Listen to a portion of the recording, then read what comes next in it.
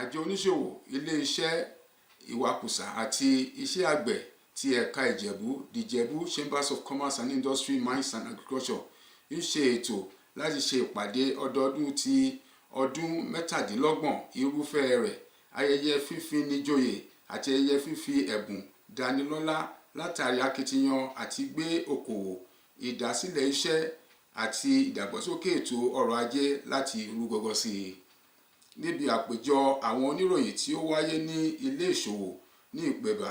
Ìjẹ̀bú Òde, alága ìgbìmọ̀ ètò olóyè Olúṣẹ́gun Àbáyọ̀mí Lawal yànnàná àwọn ètò tí wọ́n ti là sílẹ̀ fún ayẹyẹ náà, ó sì pe gbogbo àwọn tí ọ̀rọ̀ náà kàn láti lo àwọn àǹfààní náà tí ètò náà yọ̀ǹda.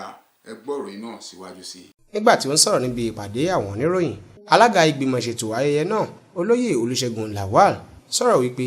ìpàdé àwọn oníròyìn yìí ni ó dádé lórí àti fi tó àwọn èèyàn létí nípa ìpàdé gbogbogbò wọn ẹlẹ́ẹ̀kẹtàdínlọ́gbọ̀n nípa ti ìgbìmọ̀ àwọn Ìjẹ̀bú nípa ọrọ̀ ajé, àwọn ilé-iṣẹ́ ńláńlá, ìwakùsà àti ètò ọ̀gbìn. Nígbà tí ó ń sọ kókó nípa ìpàdé gbogbogbò tí yóò wáyé náà, alága náà wá sọ̀rọ̀ nípa ìgbárùkùtì àwọn ọrọ̀ ajé wa fún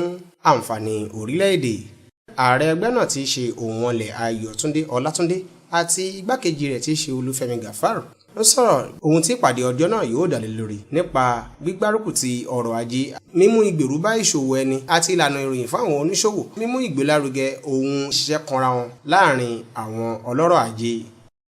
Ìpàdé gbogbogbò ẹlẹ́ẹ̀kẹtàdínlọ́gbọ̀n èyí tí yóò wáyé yìí àti fífúnni ní àmì ìdánilọ́lá ni yóò kó tó lórí tẹlẹ́mù àwọn olú-ilé-iṣẹ́ ńláńlá, àwọn ọlọ́rọ̀ àti àwọn èèyàn jàǹkànjàǹkàn jọ káàkiri ìpínlẹ̀ Ògùn. Láti iléeṣẹ́ NTA Ìjẹ̀bú Òde, Ìdòwú Ògúnbàjò ló ń ṣàtúpalẹ̀ ìròyìn.